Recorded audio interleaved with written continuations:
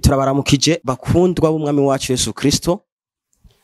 Abera bose aho muherereye hose ku isi, abagororotsi, abaziranenge, abo Kristo yaguze amaraso y'igiciro kinini. Turabaramukije cyane. Reka rero tumanze turamutse abera bari mu Rwanda, duhere kuri Ego Daniel, Eugene, François, tuzenga mu Burundi turamutse barise bari hanze y'igihugu, ba Vanessa, ba Gilbert Makamba, Pasteur Dieudonné, Pasteur Severe, turamutse n'abera bose bo mwishengero rya bene data mu Kizuka, turamutse n'abera bose bo mu Rumonge, cyane cyane Gilbert na Ernest. So jewe nitwa Kwizera Jax, ndi umwana w'Imana, ndi umugororosi, ndi uwera, ndi ubutagawa imbere y'Imana. Ndi mwene so muri Kristo Yesu. So Kristo yangize icaremwe gisha nico gituma nezerewe. Hama rero turi kumburi TV. Turi kumburi TV tufise rero umushitsi. Reka nawe yivuge. Turakwakiriye umushitsi. Murakoze cyane. Ndabaramukije mu izina rya Yesu. Yes. Kandi n'abadukurikiranye bose ndabaramukije. Amazina nitwa Nzosaba Dieudonné. Umwana w'Imana kandi Imana yangiriye ubuntu imishurira ijambo ryayo. Murakoze cyane. Turakwakiriye cyane muvuga butumwa bwiza bw'ubuntu bw'Imana. Amen. Jewe muriko muravugana na muriko murabona kuri television ya Imburi TV. Ndumumenyesha makuru usanzwe nkora ibiganiro ku butumwa bwiza bw'ubuntu bw'Imana aho abantu benshi bafise ibibazo kuri ibi biganiro dukora. Ino musi rero murabona ko twazanye umushitsi wacu twakuzanye kugira ngo tukubaze. Reka tumaze dusome ikicete Paulo yandikiye abikorosayi igice ca 2. Turasoma ku murongo wa 13 n'uwa 14 havuga ngo kandi hamwe mwari mugifuye mwishwe n'ibicumuro vyanyu no kudakebwa kw'imibiri yanyu yabagiranye bazima nawe imaze kuduharira ibicumuro vyacu vyose. Ni kuvuga yuko Imana yatubabariye ivyaha vyacu byose muri Kristo Yesu. Bisobanurwa yuko muri imvyo yacu yavuga ngo twarababariwe gose ubundi umwana w'Imana. Nivuga twarababariwe. Ariko hariho ikibazo dukunda gusanga mu madini canke mu bantu benshi. Abantu benshi Bibiliya iravuga ko bababariwe muri Kristo Yesu. Ariko bakaca bavuga ngo nkozi icaha, ngo noshangenda kubwira ngo Imana, ngo Mana mbabarira. Nivuga umuntu wese akoze icaha, Mana mbabarira. Umuntu wese akoze icaha, Mana mbabarira. Muvuga butumwa bwiza bw'ubuntu bw'Imana twagomba udusigurire. Mu gifaransa bavuga allo et à profondeur. Mu kirundi sinzi ukuntu no bivuga. Nivuga vyimbitse ico kintu. Kubganje nk'umuntu yamurikiwe na Kristo, ndumva neza gukora icaha ukacugenda uriruka ngo Mana mbabarira. Ariko iyo niyo nzira abantu bakwiye kuronkamwo imbabazi. Karibu cyane. Murakoze. Yego. Bise icyo ndabivugaho. Ku by'ukuri uhereye mu isezerano rya kera canke uhereye mu itanguriro ry'ibintu byose. Yego. Umuntu amaze gucumura, ndavuga Adamu amaze gucumura, icyaha kimaze kuza, murabizi mwaranabisomye uko icyaha cyatanguye. Mu muntu hinjiyemwo ikintu cyitwa ubwoba. Ubu bwoba bumaze kwinjira byatumye umuntu atagigira ikindi kintu akora, nta n'ikindi kintu abona atari ubwo bwoba gusa. Ariko ariyumvira ikindi kintu yokora muri ubwo bwoba, ahita abona ikintu c'uko kwihisha. Yinyegeza Imana. Murakoze cyane. muri uko kwinyegeza Imana yumva naho nyene Imana iramusanga muri ubwo bwihisho. Ego.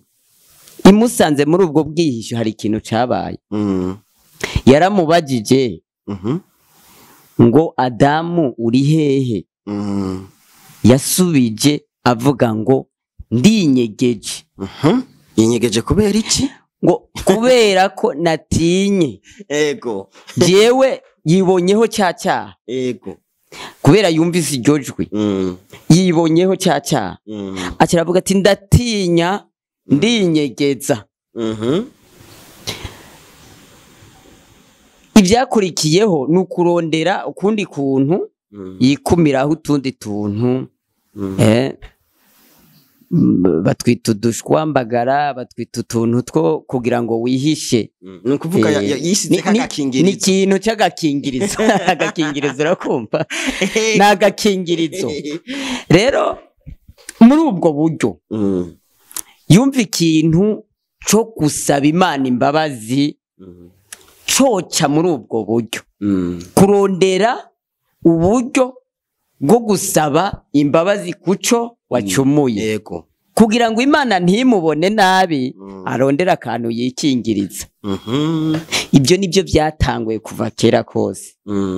Abantu bagenda babikora gushika naho Imana izanye ibintu igihe abantu baremereye Mose barabwira Mose bati twebwe hari ibintu tutumva ko wadukuye muri Egiputa urumva none urashaka bigende gute? Mose atangura yandika amategeko nk'uko Imana imuhaye kuko Mose yakorana n'Imana yavugana nayo, yari umushumba w'Imana. Yego. Agakora iby'Imana uko bimubwiye. Imuha amategeko ati genda bakore gutya basi turabe nibi bishoboka nzobemera bashore gushika ahera hanje. Ariko nabyo ntibyakunze. Ariko ibyo bintu byose Mose yabikora Imana yari yashyizeho ikintu cyitwa amaraso. Ko ibintu byose bidashobora guharirwa hatabonetse amaraso. Icyaha cyose wokora utsitaye ku Mana cyangwa ukoze icyaha Imana yakubona ikakubona utari mu mugambi wayo. Ico ngicyo ko kirinda kwemegwa, urinda kwemegwa wewe ubwawe wagikoze hamenetse amaraso. Tibyagenze gute? Imana yashyizeho baciye bashyiraho ibitambo. Aravuga ati muzozana amahene, muzozana intama, muzozane ibindi by'ibikoko bishobora kuva amaraso. Kuko muri ubwo bugingo bw'ibyo bikoko muri ayo maraso niho hari ukwera. Ko yavuze ati nibyo muzanye mubizane atakanenge. Ni kuvuga yuko nta muntu n'umwe mw'isezerano rya kera Imana yabwiye ati wewe ni wakora icyaha uzosaba imbabazi. Yamubwiye ati uzana iki? Ikimazi. Izana ikimazi naho nyene kitagira inenge. Ikimazi kitagira inenge cejejwe cyera atakanenge kigira atakizinga kigira mu Kinyarwanda niko bavuga. Rero iyo ukizanye icyo nico bajyana ku gicaniro akaba ari cyo bacinca canke babaga bakagishyira ngaho kuri ico gicaniro. Icyo bakora niki? Nuko ayo majambo wewe wavuga ibyaha wakoze hanyuma bwa bugingo butakoze icyaha ari bw'ico gikoko bugaharurwa kuri wewe. Yego. Urabyumva? Bugaharurwa kuri wewe. Ya. Ubwo bugingo butigeze bukora icyaha bugaharurwa kuri wewe. Birakomeye cyane. Ya. Bimaze kugenda gutyo abantu bakabaho cyaha kibakuweho. Aho ngezaho uri kurabyumva? Ndiko ndavyumva cyane. Urumva yuko n'isezerano rya kera umuntu yatangirwa ikimazi kitagira icyaha kugira ngo kibe igisubirira wa munyavyaha. Ya. Amen. Ya. Imana ishimwe cyane. nishimwe gose. Mu Baheburayo igice cya 9 igice c'9 ku murongo wa 21 haravuga ngo dusome kuri 21 haravuga ngo kandi ihema n'imbombovu zose z'iby'ubuherezi nabyo nuko abicucagiraho amaraso. Iki cyari gikorwa cya Mose nkuko yabikoze nkuko Imana yari yabimubwiye. Dusomye kuri uno murongo kangahe hepfo gatoya 22 avuga gute? 22 havuga nkuko ibyagezwe biri ibintu ni nka byose byozwa n'amaraso, kandi hatavuye amaraso ntihabaho guharigwa ibyaha. Hatavuye amaraso ntihabaho guharigwa ibyaha. Kuva kera rero hameneka amaraso kugira ngo abantu baharigwe ibyaha. No muri iki gihe tugezemo, iki gihe ni ikihe? Ni iby'isezerano risha. Isezerano rya kera hari hemewe ibitambo ko ari byo bimena amaraso kugira ngo dushobore kubabarirwa. Ariko muri rino sezerano risha nico tugomba kubwira n'abatwumva bose, mu isezerano risha nta gitambo kiza canke nta shikanwa canke nta kindi kintu uzana, ariko icyo uzana ni kimwe, nuko haboneka umuntu, umubiri uza agahagarara mu cyimbo cyawe, akaba ari we agucungura, ayo maraso yiwe akaba ariyo akweza bya byaha byawe ukabibabarirwa. Kugeza aha ubyumva? Ndumva ko mu isezerano rya kera nta muntu yasaba Imana imbabazi, ntawe. Yego, ntawe. Tugire rero umuriro mu isezerano rishasha naho. Burya abantu igituma bajya gusaba imbabazi nuko bataramenya ko bababariwe. Kuko iyo umenye ko wababariwe ntuba ugifise umwanya wo gusaba imbabazi. Kubimenya biguha imbabazi wahawe kuva kera isi itararemwa. Kuko Bibiliya irabivuga mu Banyefeso igice cya mbere ku murongo wa 5. Abanyefeso igice cya mbere ku murongo wa 5 avuga ngo kuko yagabiye kera ko duheshwa na Yesu Kristo gucika abana bayo ku bwayo. Amen. Nuko yabigomvye bikayihimbara. Amen. Ibyo Imana yari yarabiteguye kuva kera cyane. Yari yarateguye yuko tuzocika abana b'Imana. Abo bana b'Imana ni bande? N'abantu bababariwe ibyaha. Bibiliya ivuga ngo Imana yatanze umwana wayo w'ikinege kugira ngo abamwizera bababarigwe, kugira abamwizera bahabwe gucika abana b'Imana, bahabwe n'ubugingo buhoraho. Nta muntu ashobora kurya mu bugingo buhoraho atababariwe. Ibi rero Imana yabiteguye kera kugira ngo abantu bababarigwe. Yes.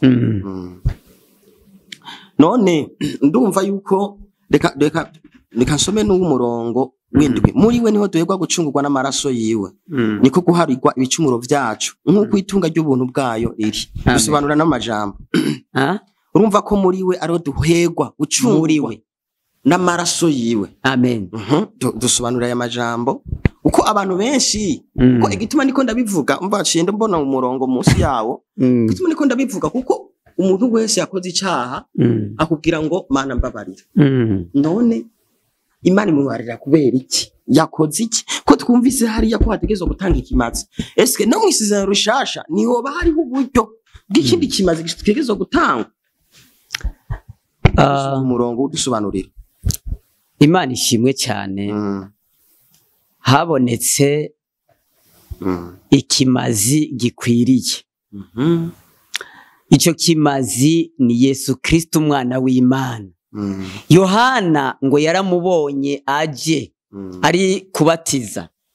Yohana umubatiza aravuga ngo nguyu umwana w'Imana ukuraho ibyaha by'abari mu isi. Yohana we yaramubonye amwereka n'abantu kugira ngo abe ari we bakurikira wenyene. Na Mariya igihe abwiwe usomye muri Matayo igice cya mbere ku murongo wa 21 ngo azobyara umwana w'umuhungu kuko ari we azokiza ibyaha by'abantu biwe, agaharira ibyaha by'abantu biwe akabikuraho. Muri ubwo buryo rero twahawe ico kimazi gikwiriye. Ni kimazi ni imbabazi twahawe twagiriwe mu mwami Yesu, kuko Yesu yazazanye imbabazi nyinshi. Mwisi nta muntu n'umwe yarashatse gucira urubanza, oya, ahubwo yaje azanye imbabazi. Kuza k'umwami Yesu n'ukuzana imbabazi, kandi izo mbabazi zihanagura ibyaha byose. Ko Satani yahereye kera akora ibyaha, kandi uko gukora ibyaha kose kuva kuri Satani. Rero ngo icyo umwana w'Imana yerekaniye niko Bibiliya bivuga, kwari kugira ngo amareho akureho ibyo byaha byose. Kutabimenya ibyo bigusunikira gusaba imbabazi, kuko ubonye ibyaha byawe. Ariko ubonye ubibonera muri Kristo Yesu, hari ikintu ubonera muri Kristo Yesu. Ico kintu ubonera muri Kristo Yesu nta kindi, uboneramwo imbabazi. Ukabona uko ukubita amaso kuri Kristo niko ishusho yawe igenda ihinduka. Uko umwitegereza kubyo ijambo ry'Imana rivuga, bivuga ngo amajambo yanje uko aguma agwira muri mwebwe agenda ahinda ibyaha byose bigasohoka. Tugahita tuba abana b'Imana bejejwe bahanaguwe n'ibyaha. Kwa gusaba imbabazi, usaba imbabazi mu gihe utakibona umukiza. Iyo utazibona umukiza nibwo ujya gusaba imbabazi. Bivuze yuko abantu bose bavuga bati Mana mbabarira nakoze icyaha, nta mukiza bagira.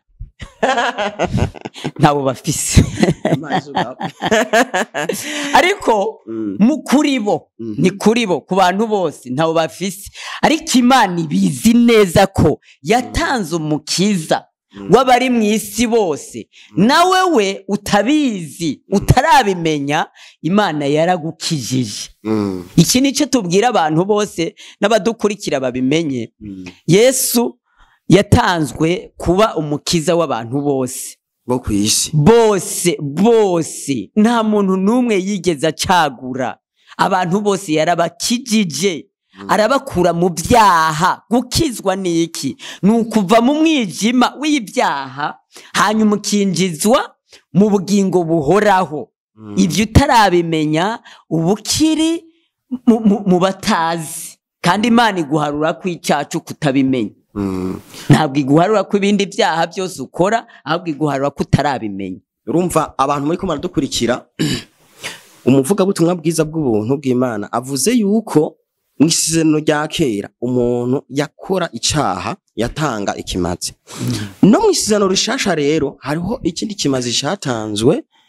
Ndiko nkurikiza amajambo yaje kuvuga, ni Kristo Yesu yatanzwe kugira ngo ivyaha vyawe abibera impongano. Burya impongano mu Kirundi ciza menga ni deni.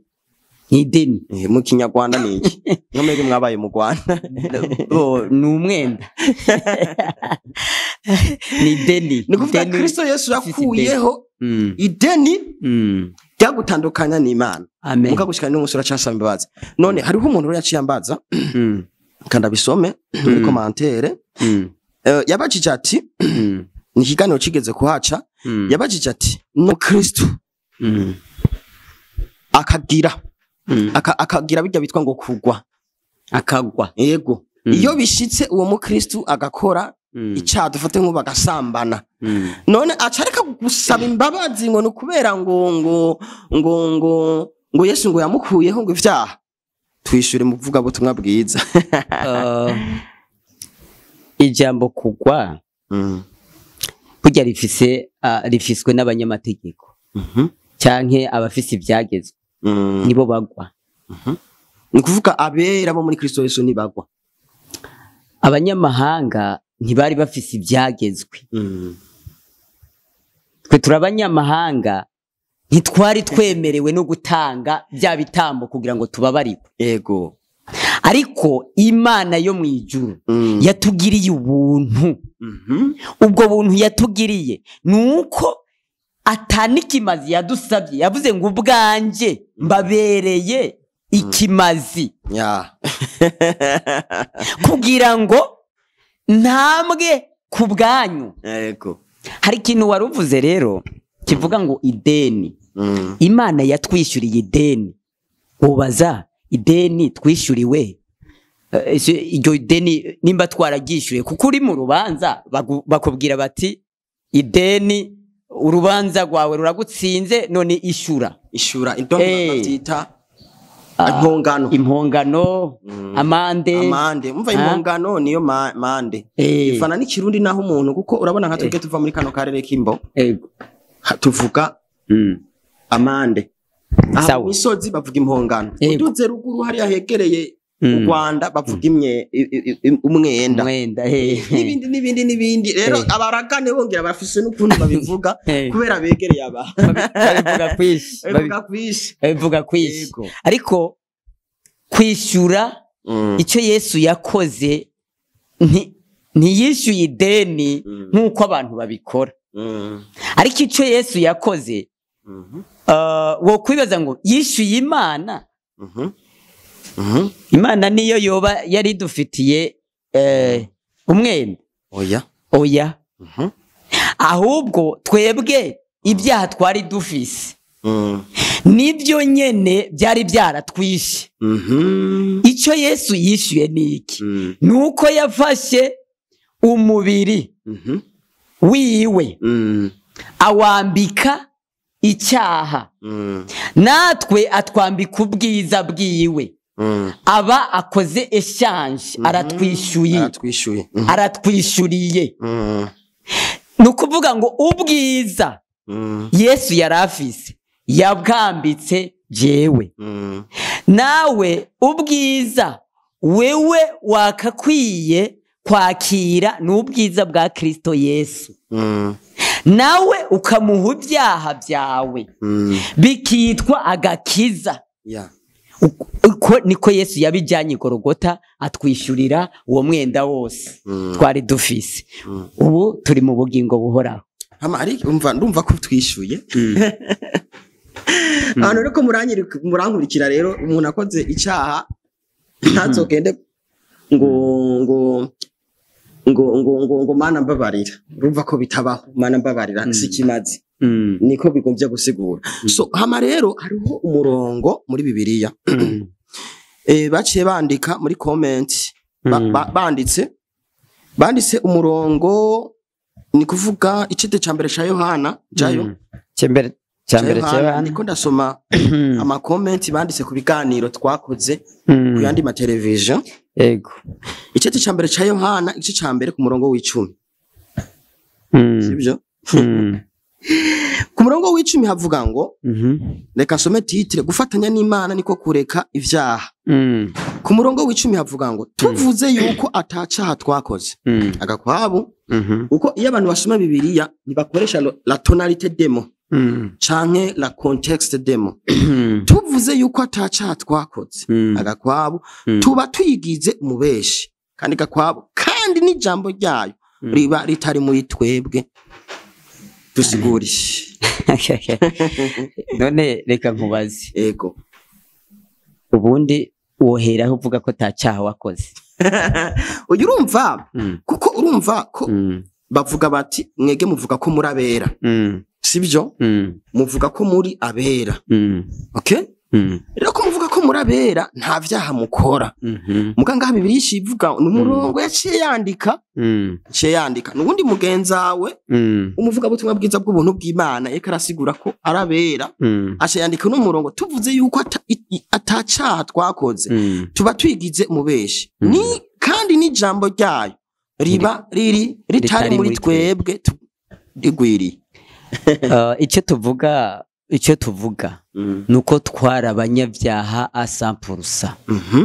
Ariko guseruka k'umwami Yesu haruguru ku murongo w'8 nuko utahasomye, reka tuhasome. Tuvuze yuko atacaha dufise tuba twizimiza ukuri nikuba kuri muri twebwe. Murongo w'9 nitwa turi koko shirabonetse nitwa turi ivyaha vyacu niyo yo kwizigirwa kandi gororoka. Ivyo nivyo bituma iduharira ivyaha vyacu ikatwoza ukugabitanya kose. Amen. Ni bya bindi bavuga ko Bibiliya itivuguruzanya. Ni kuvuga yuko we uri mubi ni watura ivyaha vyawe byose. Sibyo? Niyo kwizigirwa. Umva deja inyishu soma umurongo w'icena ngira uzobubishu. Niko Yohana yavyanditse kandi niko kuri. Igihe cyose mu buzima utazi icyo umubiri wa Yesu uvuze, icyo gihe uzohora mu buzimire bwo kwiyita wera utari we. Kumenya Yesu yambaye umubiri nukumenya wewe kuri umunyabyaha 100%. Urabyumva? Kumenya Yesu yambaye umubiri nukwimenya wewe ko uri umunyabyaha 100%. Kuko kwambara umubiri kwa Yesu ni kwambara icyaha. Imana yamuhinduye icyaha, umuntu atigeze kumenya icyaha. Ubwo urimenye kugira ngo uko kuri rero kuzuzwe nuko umenya uwo yahindutse ninde. Kristo Yesu amaze gupfa yazukanye ubuzima ubugingo. Kumenya Yesu nk'umwami, nk'umugororotsi, nk'umuziranenge, nk'umuntu utagawa imbere y'Imana, ivyo nibyo biguhindura ukabuwera, ukamenya kuhagaze hamwe nawe. Kuko ntitwitandukanya na Yesu ngo twitandukanye mu mubiri ndetse no mu buryo bw'impemu, kuko icyo yakoze yaje kuduhindura aciye muri iyo shusho nyene. Yambara twebwe, yerekana ico cyaha ingene gikura, ingene kigenda kugeza kigeze ku rupfu. Tumaze gupfana nawe, niko Bibiliya ivuga ngo twazukanye nawe, turiho mu bugingo bwiwe. Kwizera Yesu bivuze iki? Nugusobanukirwa urupfu ndetse nukuzuka k'umwami Yesu. Amen. Okay, murakoze. Hama ikindi kibazo ndiko ndasoma ama commentaire. Hariho ikibazo kivuga kwaturiranira ivyaha. Reka dusome Zaburi 38 ku murongo wa 18. Yego. Zaburi 30. Ndumva kuri kurishura. Ndiko ndasoma imirongo banditse. Yego. Kuko nzokwatura ukugabitanya kwanje. Kuko reka ndabisome subiremo. Kuko nzokwatura ukugabitanya kwanje, nzogira umubabaro w'icaha canje. Imana ishimwe cyane. Tubizi neza. Tubwire rero kuko urumva hariho umuntu yigeze kuvuga avuga ngo none ngo numva ngo nimusabanga imbabazi ngo nimwatura. None aca avuga uno murongo kuko nzokwatura ivyaha vyanje. None benshi ngo mavuge mu madini bambabarire ko je sindi umunyedini, bakunda kuvuga mu madini ko ivyaha vyawe ivyaturira pasiteri canke ivyaha vyawe wakoze ivyaha ari muri yo systeme yo gusaba imbabazi, yuko Imana nayo igirane ikiguha imbabazi wazisabye wafukamye. Urafukama ugafukama hasi iti Mana ngirira imbabazi. Rero tubwira iki kintu cyo kwatura. turashima Imana ko irushaho kudusobanurira byinshi birenze ibyo twebwe twibwira. Ikintu umuntu yibwira mu gihe cyose aba afise intege nke muri we, yumva ubwoba, hanyuma agafata akanya ko kugira ngo asabe imbabazi. Ariko hari amajambo Yohana yavuze, Yohana yandika aravuga ijambo rikomeye cyane. Aravuga ngo nitwatura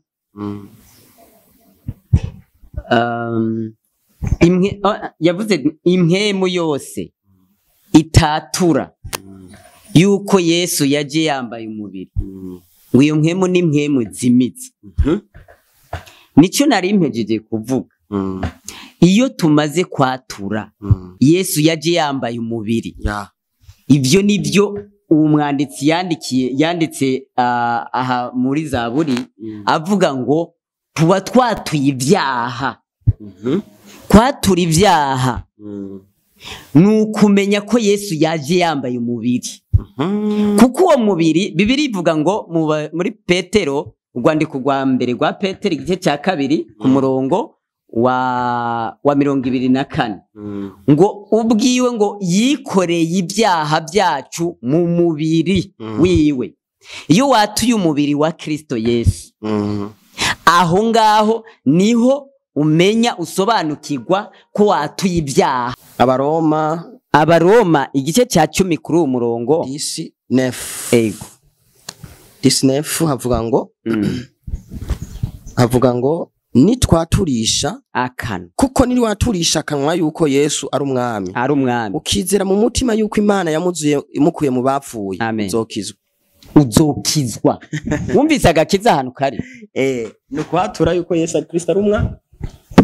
Watura ibyo, tubwira abantu ngo bature Yesu Kristo, kumumenya, ukamumenya ko yaje yambaye umubiri, hanyuma akavanwa mu isi agakugwaho. Ni ukuvuga ngo uwo mubiri wakuweho. Nicyo Pawulo akomeza avuga ati twebwe twakuweho umubiri wa kera, umwe urajishwi ishinga no gukora ibyaha gusa. Kamere yayo ni ugukora ibyaha, nibyo twitwa ko ari byiza twakoze, byose ni ugukora ibyaha. Rero iyo watuye, iyo uyu muhanuzi yavuga akavuga ngo nzatura ibyaha, ngo imbere y'amahanga yose. Bibiliya neka kivuga ngo Imana yagize umwe atigeze kumenya icyaha, Imana yamuhinduye icyaha. Amen. Yari numva yari hishurirwa, ni hishurirwa rikomeye cyane. Imana yamuhinduye icyaha kugira ngo jewe nanjye impindure ukugororoka muri we bwo kwizera. Hari umuntu yaciye yishura uyu, sindabavuga amazina, yaciye yishura ngo yaciye amwandikira Abaheburayo igice c'10 ku murongo wa 23. Tugumye ukwatura ibyizigiro byacu, ntikunyiganye inyige, kuko wasezeranye ari wo kwizerwa. Amen. Dusobanura no majambo kuko umva hajya muri commentaire iyo ikiganiro cyahabaye, hari umuntu abazi ikibazo akaca yishurwa n'abandi. Uko umuntu ashoboye kuba mwishuye, arashaka kuba mwishuye ubuzima tumva, baciye mwishura ngo tugumye kwatura ivyizigiro byacu, ntikunyiganye, kuko wasezeranye ari wo kwizerwa. Amen. Abadukurikirana reka tubabwire kino kintu. Ibyizigiro ni ibintu utarahabwa, ariko ugize gute ubyizigiye. Yego. Igituma tuvuga ko turabera, turabaziranenge, tutagawe imbere y'Imana, bivuze ngo dukwiye kubyatura, nukugororoka. Abantu bazobana n'Imana kuko ari abagororotsi. Okay. Amen. Ikibazo cyanyuma rero, ikibazo cyanyuma tugomba tuvuge, umuntu yanditse ko amaraso ya Yesu Kristo igihe yava amaraso ya Yesu Kristo igihe yava amaraso ya Yesu Kristo yatuhariye ivyaha vyacu aravyemera ati nukuri Yesu igihe yava amaraso ya Yesu Kristo yaratuhariye ivyaha vyacu yego mugabo ngo turi mwisi jewe nibaza umva ni commentaire ko ndasoma jewe nibaza ko amaraso ya Yesu Kristo bari nko muri piscine iyo ukoze icaha ushugenda kwidumbukizamwo nawe uvyumva gute urumva we yaravuye muri Mana mbabarira yagiye ati nkoze icaha ca ndumbukirayo nawe ubivuze kwiki aho twoba tugiye kuzotegura ikindi kiganiro kivuga ku maraso mbese akamaro k'amaraso twako tuvuga ku bintu bigendanye no kubabarirwa ibibazo abantu bagenda bibaza uko bo bisobanura nuko bavyumvamwo nuko bavyiyumvamwo nico bashaka gukora ariko inyishu ni ngiye dutanze mu ijambo ry'Imana ibonekana mu Baroma igice cha 10 ku murongo w'icenda rero ikintu gikomeye kihari kuri aba bantu bavuga kuri ibi bigendanye n'amaraso yuko amaraso ya Yesu bayidumbukizamwo ayo maraso wewe ico uburi kuribaza muri ubwo buzima uba wibaza ko ari amaraso ajya y'umutuku mu gihe Petero yavuze ngo na amaraso atagira inenge atagira n'ibara ni kuvuga amaraso ya Kristo yera na yera yoza ivyaha byose rimwe urumva uwo rero ngo ni umwambaro twambaye kubwo kubihishurirwa ni umwambaro twambaye twebwe twawambitswe kuva igihe Yesu amenya amaraso ku musaraba twambika uwo mwambaro duhagarara imbere y'Imana turabera Imana ivuga ati aba sinshobora kubacira urubanza kuko nabera Bibiliya irabivuga Paulo yarabivuze nawe yarabivuze cyane mu Baroma igice 8 aravuga ngo abantu bihishije muri ayo maraso abari muri Kristo Yesu nta rubanza bacigwa ahubwo bahora arabera arabaziranenge bahagaze imbere y'Imana bari kumwe n'Imana ndetse n'abandi batunganijwe cyane gose Imana ishimwe kwiduhagarika imbere yayo turabera turabaziranenge tutagawa mu maso y'Imana twihishije muri Kristo Yesu amen. Ikibazo cyanyuma rero ibibazo byose wavyishuye reka nsome ikibazo cyanyuma babajije yego basomye Zaburi 106 ku murongo wa mbere havuga ngo nimushimire uhoraho yuko ari mwiza kuko imbabazi ziwe zamaho ibihe bidashira uwo muntu ashavuga ati none nimwumva bagabo ko twe turabanyavyaha Imana igumi tubabarira iyo dufukamye n'uwo muntu umugirwe ko ntazo hava avuga ngo jewe ikibazo canje ngo mwakivuze yego imbabazi zidashira bivuze ngo ntizigeze zigira itanguriro ntizifise n'iherezo izo ni zimbabazi Imana ifise ni kuvuga yuko umuntu yakiye Kristo Yesu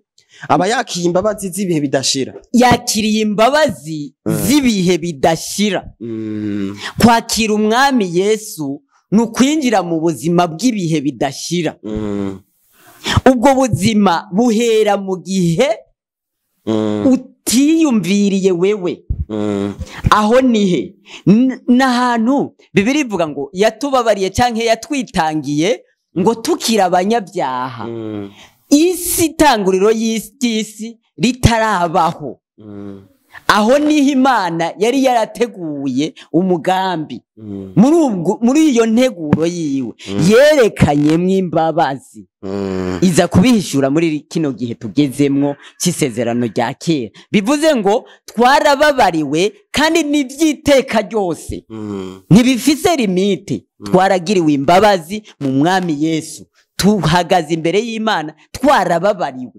ibyaha nta cyaha tugifise kuko umwana w'Imana ntakora icyaha amen amen.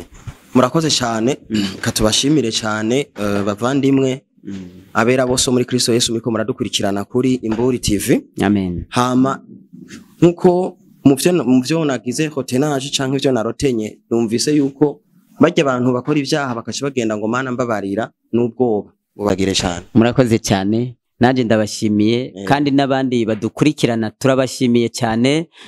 Mushishikare kugira umwete wo kumva ijambo ry'Imana, niho kwizera kugwira muri mwebwe, tukamenya ivy'Imana yaduhereye ubuntu muri Kristo Yesu. Ndabashimiye, Imana ibaho umugisha. Reka rero dushimire abera bose rero badukurikiranye, hama tubasabe ko mwogira commentaire kugira ngo umwigisha azogaruke atubwire ibibazo muzamwa mubajije, hama mugira na sabone mu cyongereza nibaza ko bavuga subscribe, hama na like kajya kaboro kameze uku, hama mwongere mugire comment kugira ngo tuzoshobore gukora ikindi kiganiro cy'umuriro nk'iki. Hama reka twongere dushimire rero na manager Celestin adusupportinga mu gukora ibiganiro by'ubutumwa bwiza bw'ubuntu bw'Imana. Dushimire rero abera bose ku isi bazokurikirana ino nyigisha n'abatera, reka tubashimire. Yesu abahezagire. Amen, amen. Murakotse. Amen.